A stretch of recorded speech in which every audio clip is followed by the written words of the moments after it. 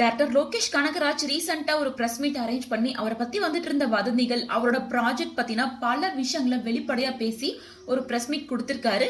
அதாவது கமலஹாசன் அவர்கள் அண்ட் ரஜினிகாந்த் 2 பேரையும் வச்சு ஒரு படம் எடுக்கிறதா இருந்தது. அந்த படத்தை ஏன் கைவிட்டீங்க அப்படின்னு கேட்கும்போது, கூலி படம் ரிலீஸ் ஆனப்ப ரஜினி சார், கமல் சார் 2 பேரையும் நான் பார்த்தேன். 2 பேரும் சேர்ந்து ஒரு படம் பண்ணலாம்னு சொன்னாங்க. 46 வருஷம் கழிச்சு அவங்க 2 பேரும் சேர்ந்து என்ன டைரக்ட் பண்ண சொன்னதே எனக்கு ரொம்ப பெரிய விஷயம். அப்ப எனக்கு கைதி 2 கமிட்மெண்ட் இருந்துச்சு. சார் இப்படி ஒரு வாய்ப்பு கிடைக்காது அப்படின்னு சொல்லிட்டு 1.5 மாசம் சின்சியரா கதை எழுதினேன். 2 பேருக்கும் தனித்தனியா நரேஷன் கொடுத்தேன். கதை பிடிச்சிருந்தது. ஆனா 2 பேருமே இப்ப ஆக்ஷன் படங்களை பண்ணிட்டு இருக்காங்க.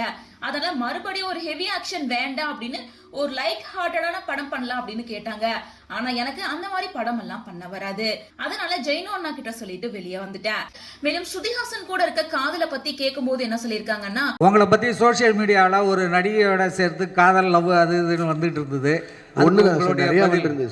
இல்லை நீங்கள் ஏதாவது அந்த மாதிரி போயிட்டு இருக்கா? ஃபேமிலியாக போறீங்களா? இல்லை சார், எனக்கு ஆல்ரெடி ஃபேமிலி இருக்கு சார். உங்களை பத்தி சோசியல் மீடியால ஒரு நடிகை கூட காதல் அது இதுன்னு சொல்லிட்டு இருக்காங்க.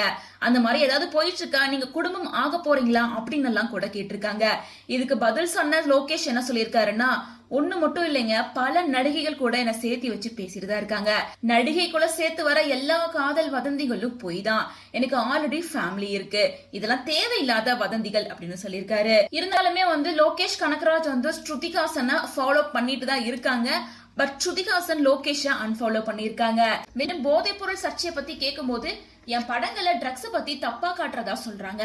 ஆனா எல்லா படத்திலயும் ட்ரக்ஸ் வேண்டாம் அப்படின்னு தான் நான் சொல்றேன். மாநகரம், கைதி, மாஸ்டர் அப்படின்னு எல்லாத்திலயுமே எரிச்சிட்டு தான் போவாங்க. கமல் சாரை வச்சு கூட ட்ரக் ஃப்ரீ சொசைட்டி பத்தி தான் பேசினேன்.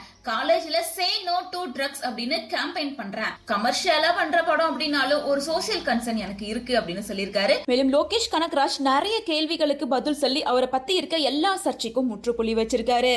ரொம்ப நாளுக்கு அப்புறமா பிரஸ் மீட் அரேஞ்ச் பண்ணி இவ்வளவு ஓபன் அப்பா பேசியிருக்காரு அப்படின்னு சொல்லிட்டு இந்த பிரஸ் மீட் தான் இப்போ சோசியல் மீடியா முழுசும் வைரல் ஆயிட்டு இருக்கு.